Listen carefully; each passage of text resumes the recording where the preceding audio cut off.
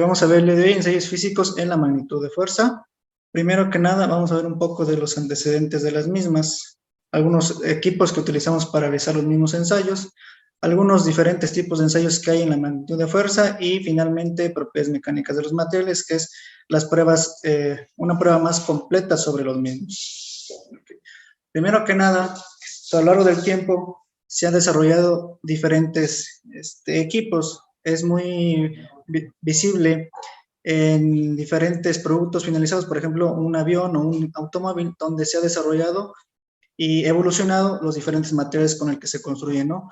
No es lo mismo un avión, por ejemplo, de 1903 a uno del día de hoy, igualmente en los automóviles, ¿no? Entonces, ha ido evolucionando tanto los materiales que se han utilizado, que estos mismos ya nos ayudan tanto para limitar el peso de los mismos productos como la eficiencia de los mismos, ¿no?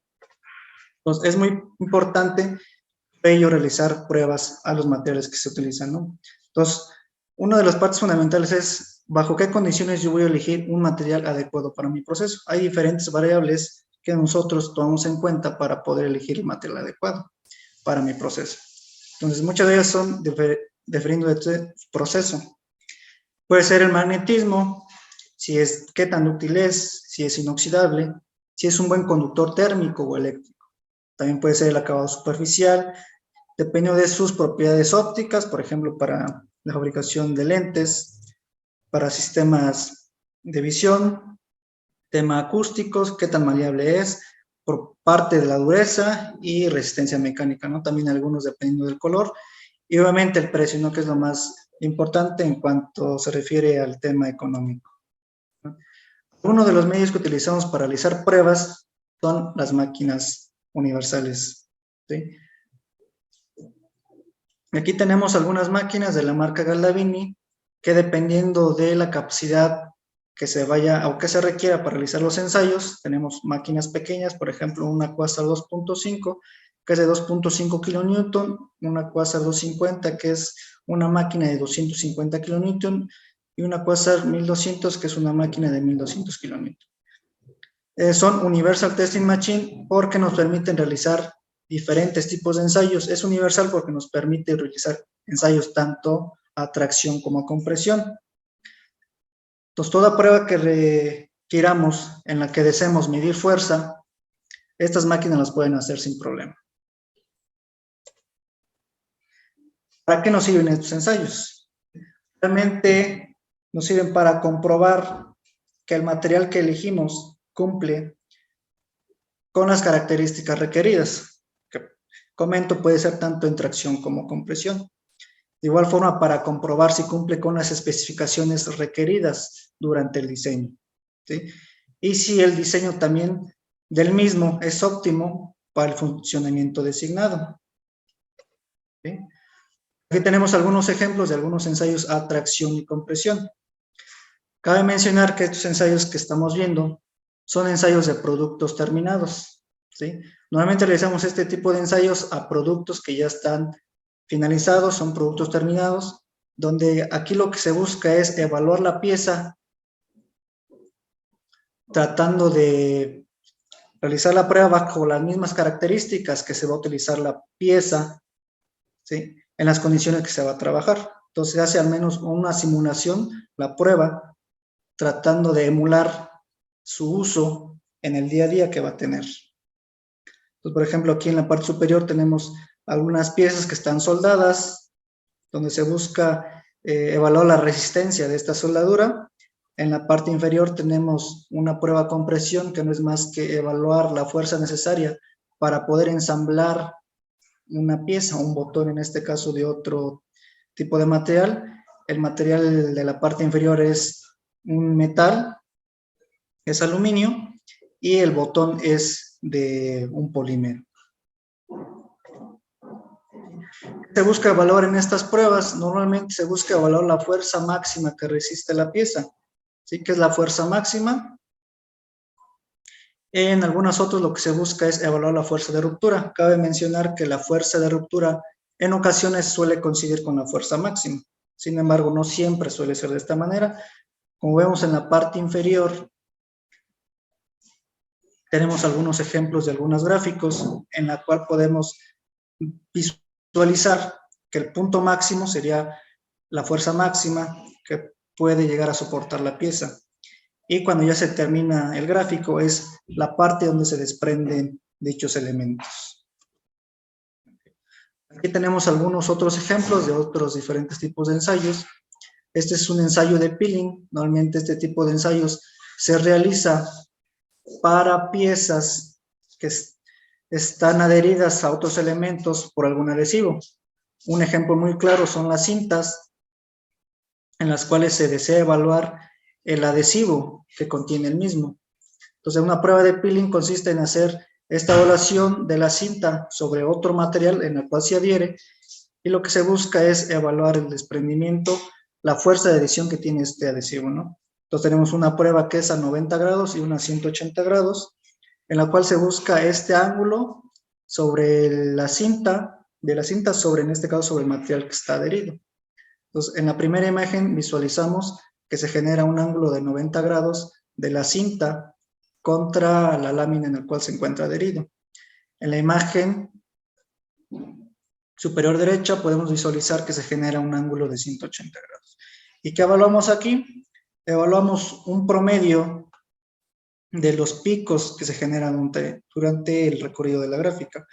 En la parte central podemos visualizar la gráfica, en la cual la parte central es la parte que se evalúa. Se desprecia la primera parte y la parte final,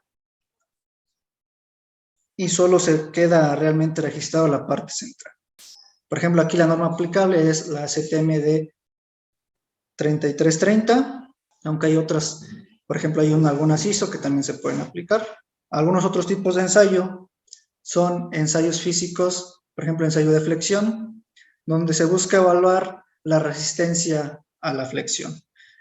Tenemos aquí un claro ejemplo de los accesorios que se llegan a utilizar. Se utilizan un accesorio en el cual tiene dos puntos de apoyo, donde ya se generan,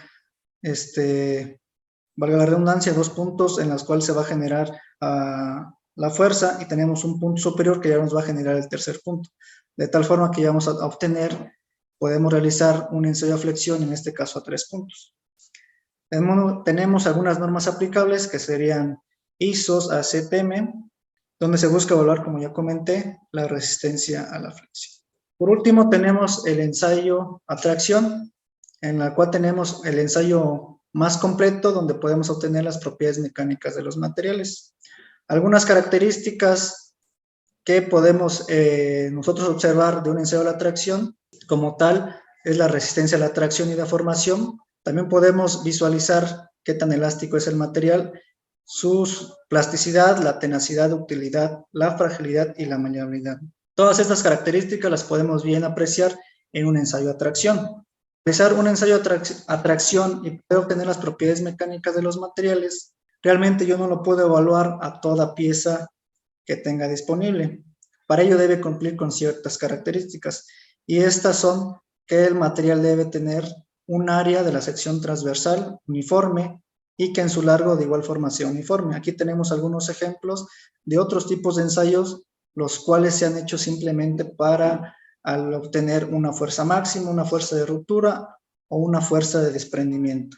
En estas piezas no podríamos realizar como tal un ensayo de tracción para obtener las propiedades mecánicas, porque no cumple con estas dos características que ya les mencioné.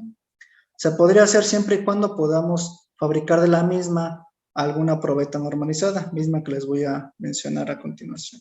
Acá tenemos algunos ejemplos de que sí puedo realizar una prueba de tracción para obtener las propiedades mecánicas. Porque, como les comenté, estos elementos sí cumplen con lo antes mencionado, tienen una longitud y una área de la sección transversal uniformes. Tenemos una barra cilíndrica, un tubo y, por ejemplo, aquí ya tenemos unas probetas normalizadas, una plana y una cilíndrica, que por tal motivo ya cumple con un área de la sección transversal uniforme y en su largo de igual forma es uniforme. Para ello, para poder obtener una probeta normalizada, nos basamos a realizar el corte y fabricación de las mismas a una norma. Por ejemplo, aquí tenemos las características de la norma ASTM8, donde nos da las dimensiones de la fabricación de una probeta plana y una probeta cilíndrica. Tenemos varias dimensiones porque pues, nosotros podemos elegir la dimensión que más se acomode a los aditamentos que tenemos, ya sea para la máquina universal, y muy importante contar con un extensómetro. Un extensómetro es un sensor que nos permite realizar la medición de forma directa sobre la misma probeta.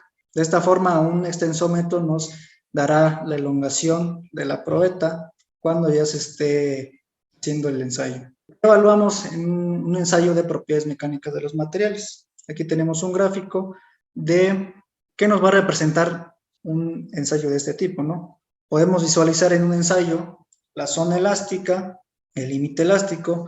Cabe mencionar que la zona elástica es la zona en la cual yo le aplico una fuerza al material sin sufrir deformación alguna. Es decir, yo le aplico una fuerza. Si yo decidiera retirar la fuerza que he aplicado en ese momento, el material no sufriría ninguna deformación permanente. Una vez que yo sobrepaso esta zona, que sería el límite elástico, mi material ya sufriría una deformación permanente. Normalmente en una máquina universal, para obtener esta parte, que es el límite elástico, nos lo calcula por medio de un software, el cual nos va a realizar el trazo de una línea paralela a la zona elástica, paralela al 0.2%, y normalmente donde se cruza esta línea con el gráfico, nos daría el cálculo del límite elástico. De igual forma tenemos la resistencia a la tracción, que sería el punto más alto de la curva, y finalmente obtendríamos la parte de elongación, que sería el punto más alejado de la curva en el eje X.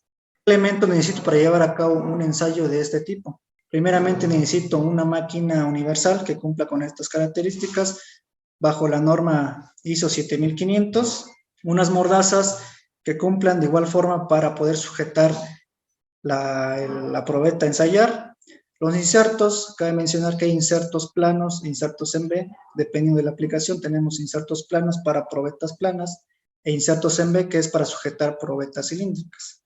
Y finalmente tenemos un extensómetro, que bien les comenté, nos sirve para poder yo evaluar la elongación y realizar la medición de la elongación sobre la pieza de forma directa. Y finalmente tenemos una demostración de cómo es que se realiza un ensayo de propiedades mecánicas de los materiales en uno de los equipos que les acabo de mencionar.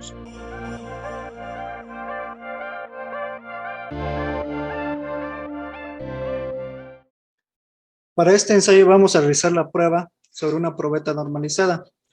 Esta probeta normalizada se realizó en base a la norma STM8 con ciertas características.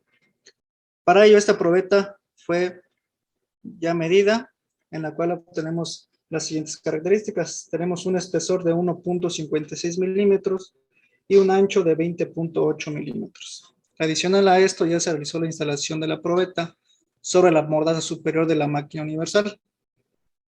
También se realizó ya la configuración del extensómetro y vamos a realizar el ensayo. Lo que estoy haciendo es iniciar mi prueba, en la cual la máquina automáticamente realiza el cierre de la mordaza inferior. Me pide el programa que le dé el ingreso de la longitud inicial, que es 80.045, y automáticamente la máquina lo que va a hacer es colocar el extensómetro sobre la pieza. En este momento va a iniciar la prueba. Primeramente tenemos la primera zona de la gráfica, ¿sí? Tenemos la primera parte, que es la zona elástica, que está denotada con una línea morada sobre la misma. Adicional a esto, tenemos una línea verde. Esta línea verde se dibuja de forma paralela a la primera línea, separadas por 0.2%. Cuando esta línea verde se intersecta con el gráfico, nos denotará el límite elástico. Este ensayo lo estamos realizando a una velocidad de 20 milímetros por minuto, en la cual podemos observar que estamos obteniendo una elongación alta para un metal. De tal forma que ahorita estamos ensayando un acero inoxidable, una aleación que tiene una propiedad en elongación bastante alta. En la parte superior del programa podemos observar las diferentes ventanas con las que cuentan. Podemos visualizar el porcentaje de alargamiento o elongación, el desplazamiento, que es el recorrido del cabezal de la máquina, la fuerza, el esfuerzo que nos está dando en la unidad de megapascales y el tiempo de la prueba. Hasta este momento ya el ítem ha alcanzado una elongación aproximadamente de 30%. Podemos observar en datos de relajamiento que el ítem obtuvo un módulo elástico de 20.000, de 203.009 megapascales, un límite elástico de 273 megapascales. Previamente se realizó la configuración para que en el punto de ruptura el extensómetro se abran las mordazas automáticamente, ya que la máquina cuenta con un extensómetro que trabaja de forma automática. Como se pudo ver al inicio de la prueba, también se realizó el cierre de las mismas de forma automática. Podemos observar que ya está llegando a la ruptura.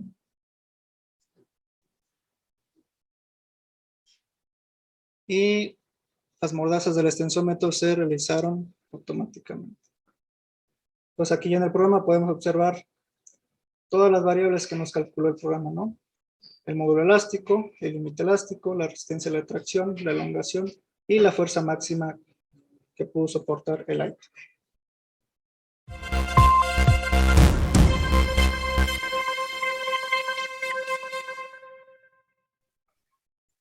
Bien, eso sería todo para la parte de ensayos físicos de la magnitud.